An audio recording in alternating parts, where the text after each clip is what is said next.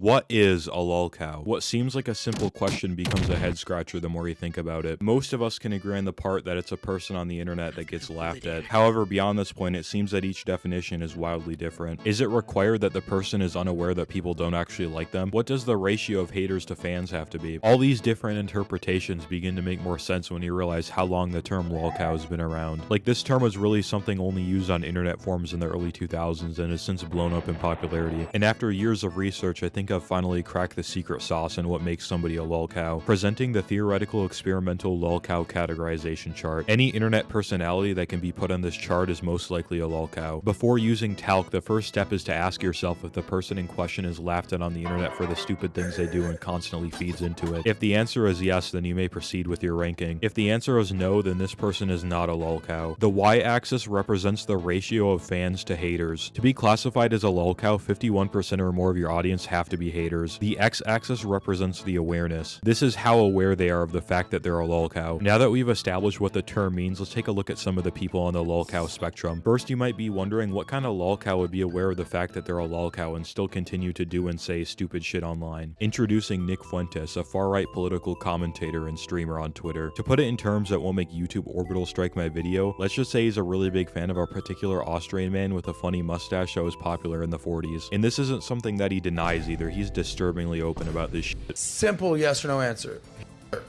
Good guy, bad guy.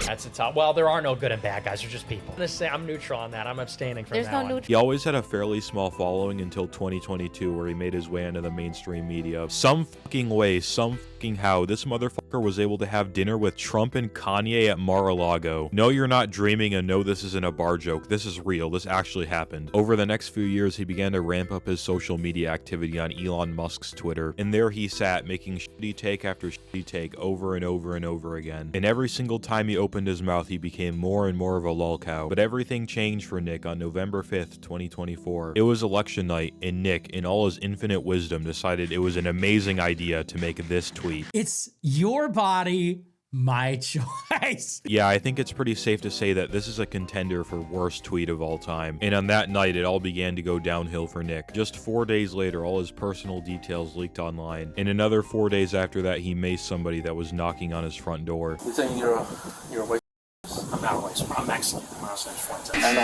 Absolutely flawless logic. Nick is facing a battery charge, here's his mugshot, and with the controversy dying down and the internet moving on, it looks like Nick is once again left to cater to his alt-right fanbase until he fades into obscurity. So with that being said, where does Nick fall on the spectrum? Since he's 100% aware of his status as a lolcow, I think it's safe to put him all the way in the right. And after a thorough analysis, it seems that at least 80% of his audience is haters. But wait, conspiracy theory time. In early December, leaked messages between left-wing Twitch streamer Destiny and a Discord user began to circulate around the internet. In one of these messages, he states that one night prior to August 19th, 2022, he had sexual relations with an undisclosed male in the back of his car. And this did indeed happen, as along with the messages, leaked videos matching the description were also shown to the public. And around that date, Destiny did an IRL livestream with none other than Nick Fuentes. And when you put it all together, oh my god, the man getting off in that video might just be Nick Fuentes. I don't actually think this changes the ranking, I just think it's funny.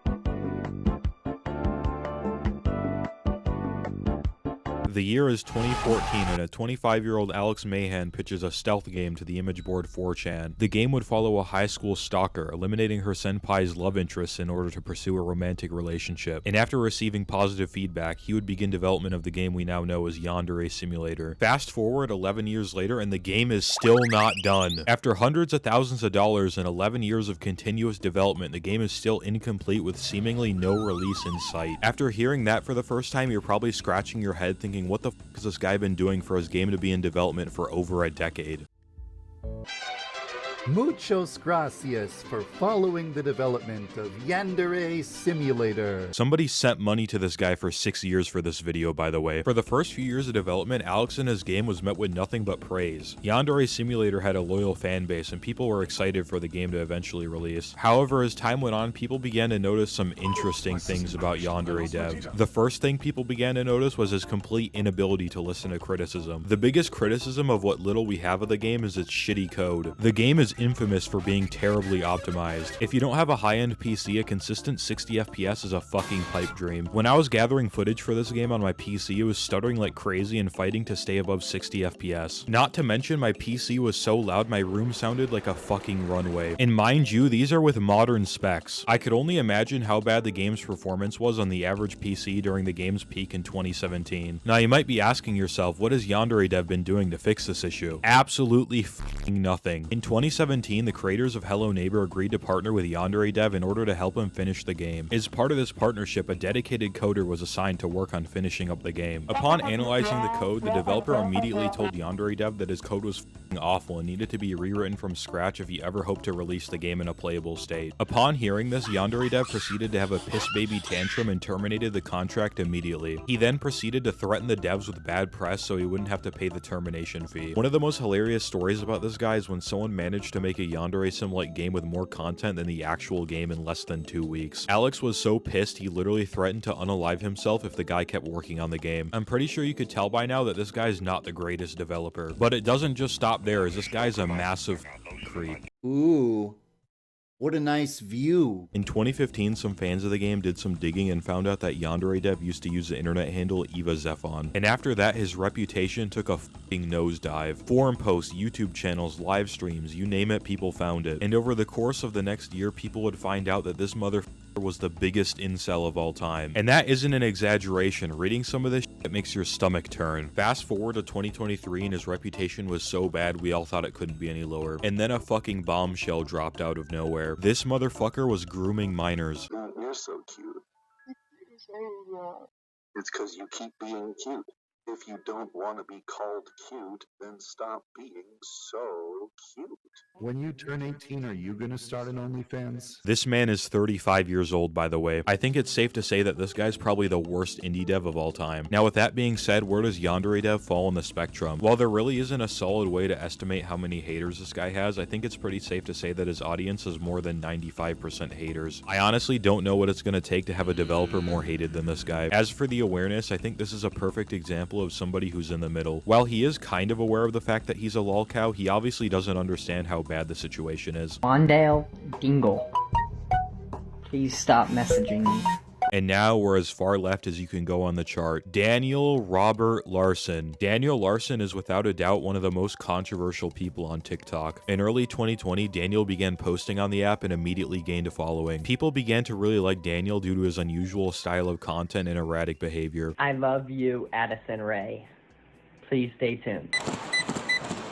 After a few months, people began to realize that Daniel was extremely gullible. After this discovery, tons of internet trolls would begin to relentlessly mess with him in an attempt to make him do and say stupid shit. And if this is where the story stopped, you'd probably feel really bad for this guy. But unfortunately, this was barely even the beginning. On November 19th, 2020, Daniel Larson's Pinterest account was found and leaked. Long story short, he's attracted to minors. Mind you, this was only 7.5 months after he started posting on TikTok. This man began his internet presence, got insanely viral, and then got exposed for liking minors all within 7.5 months. I only heard stories about this guy, so when I looked into him, I was shocked about how fast this all went down. Anyways, as time went on, we began to learn all the twisted shit this guy did. The amount of things Daniel did is so long, it might actually rival Chris Chan. That's pretty crazy considering that Daniel hasn't even been on the internet for a third of the time Chris Chan has. As of April 30th, 2024, Daniel Larson is currently in jail after the law enforcement became aware of the various threats he made during his many meltdowns. Hopefully, if he ever gets released, he'll stay off social media and leave the internet for good. Overall, the case of Daniel Larson is a prime example of how far internet trolls will push someone just to get a few laughs. Even though he was a weirdo before the trolls, they definitely made the situation 10 times worse. And there we have it, 3 people in all completely different areas of the lolcow spectrum. If you'd like to see me rank more lolcows, let me know who you'd want to see next. And if your appetite still isn't quenched, check out my last video where I rank some of the most toxic communities in gaming. Okay, like and subscribe, bye.